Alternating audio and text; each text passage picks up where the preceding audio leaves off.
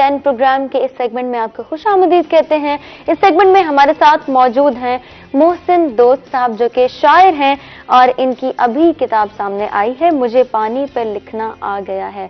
बहावलपुर से इनका ताल्लुक है। पिछले 15 साल से शेरो शायरी कर रहे हैं और इस्लामिक यूनिवर्सिटी से करंटली उर्दू में एमफिल कर रहे हैं। अस्सलाम वालेकुम, आपको खुश आमदीद कहते हैं अपने प्रोग्राम में। कैसे हैं आप? अल्हम्दुलिल्लाह, आप सुनाए खैरियत से?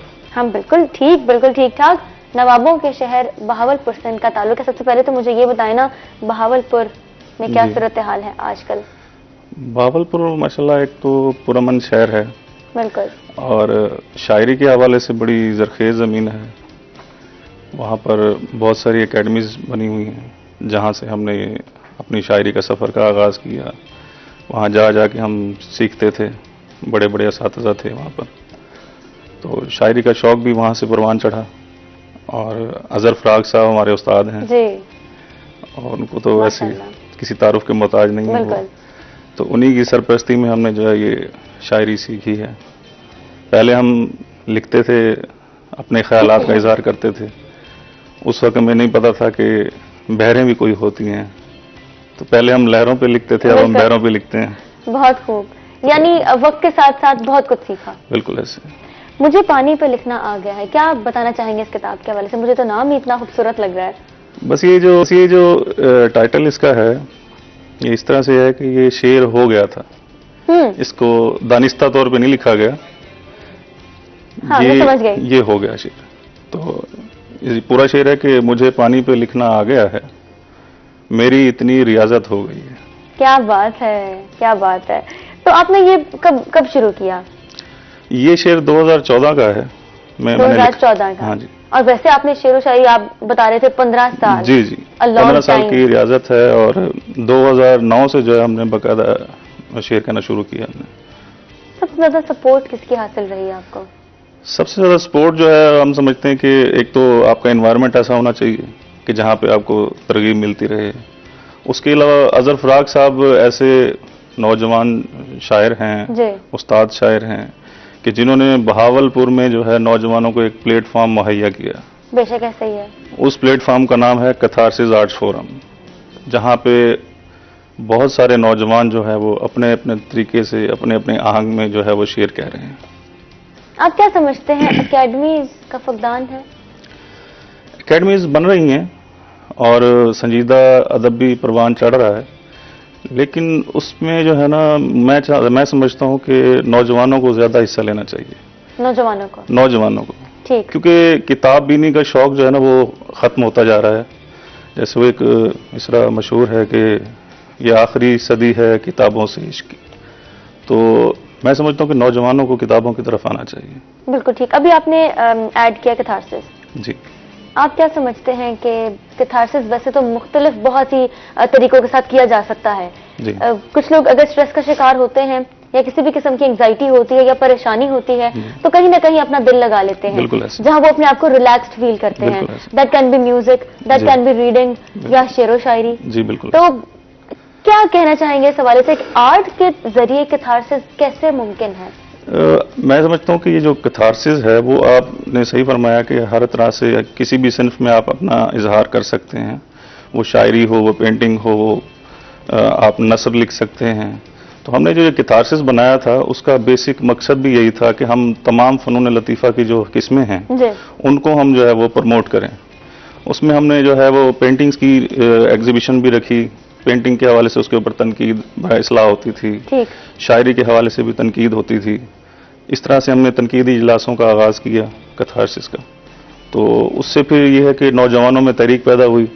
अब नए नए नौजवान जो है हमारे फोरम में आते हैं और वो शेर कहना सीख रहे हैं। हमने अज़हर फ़राग साहब से सीखा है।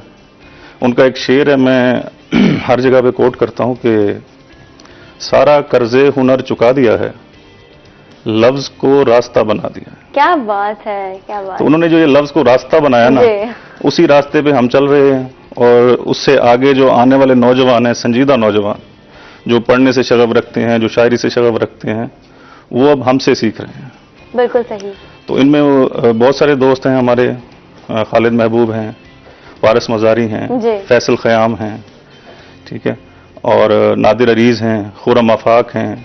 تو یہ ماشاءاللہ بہت اچھا شعر کہنے والے لوگ ہیں اور جو بہاولپور سے نکلے ہیں. اور ہمارے جنوبی پنجاب میں تو ویسے ہی ٹیلنٹ کی جی کوئی کمی نہیں ہے. بالکل ایسے ہے. آپ کے جو یقیناً آپ کے اسٹوڈنٹس ہوں گے, جی. آپ کے شاگرد ہوں گے, جی. کس چیز پر آپ سب سے زیادہ فوکس کرتے ہیں ان پہ؟ مطلب جیسے اب شاعری کے آتے ہیں, ایک تو انسان کے اندر ادب جو ہے نا وہ موجود ہوتا ہے. جی. ٹھیک ہے, اسے بس ایکسپلور کرنے کی ضرورت ہوتی ہے. ایکسپلور کرنے کی ضرورت ہوتی ہے, پالش کرنے کی ضرورت ہوتی ہے. استاد کا اور شاگرد کا جو رشتہ ہے نا وہ ایک ادب و احترام کا ہے, محبت کا رشتہ ہے. بے شک.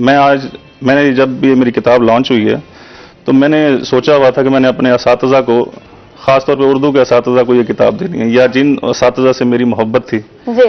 تو میں نے ان کو جا کے پیش کی. میں میٹرک جو ہے وہ 2003 میں کیا, لیکن میں اس اردو کے استاد کو نہیں بھولا.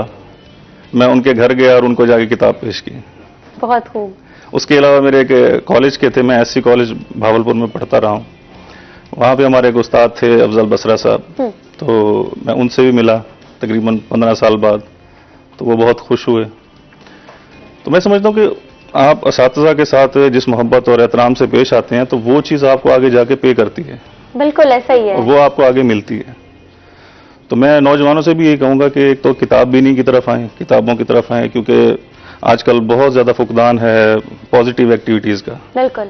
جس طرح سے یہ ٹک ٹاک ہے یا دوسرے شوق ہیں, تو میں سمجھتا ہوں کہ نوجوانوں کو جو ہے کتاب کی طرف آنا چاہیے. بالکل. تو یعنی ریڈنگ کی جو عادت ہے, بک ریڈنگ کی, جی. وہ کافی کم ہو چکی بہت ہے, کم ہے. اور اس طرف واپس آنے کی ضرورت ہے. بالکل ضرورت ہے.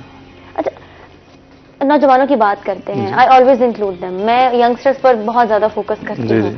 کیا کہیں گے آپ کے نوجوانوں کو کتنی ضرورت ہے واپس کتاب سے دل لگانے کی, اپنے روٹین میں شامل کرنے کی, جی بالکل لٹریچر پڑھنے کی؟ بالکل ایسے. ابھی جتنے لوگ بھی شعر و شاعری کی طرف مائل ہوتے ہیں, میں نے ان میں جو ہے وہ مطالعے کی کمی دیکھی ہے. مطالعہ جو ہے وہ کرنا چاہیے. ہمیں بھی پہلے نہیں علم تھا, جیسے میں نے یہ شعر علم کے حوالے سے کہا ہے, جی. تو وہ بس یہ بھی شعر ایسے ہو گیا تھا. علم ہمارا باتوں تک رہ جاتا ہے اور کتابیں بستے میں رہ جاتی ہیں. تو یہ کورونا کے بعد سے جو ہے جو سسٹم چل رہا ہے, آن لائن سسٹم ہے, اور کوئی پڑھائی کے معاملات جو ہیں وہ ڈسٹرب ہو گئے ہیں بہت زیادہ. تو یہ شعر جو ہے وہ ہر عہد میں یہ شعر جو ہے وہ پڑھا جائے گا. بالکل. تو میں سمجھتا ہوں کہ نوجوانوں کو توجہ دینی چاہیے. بالکل ٹھیک. مزید بات کریں گے آپ کی اس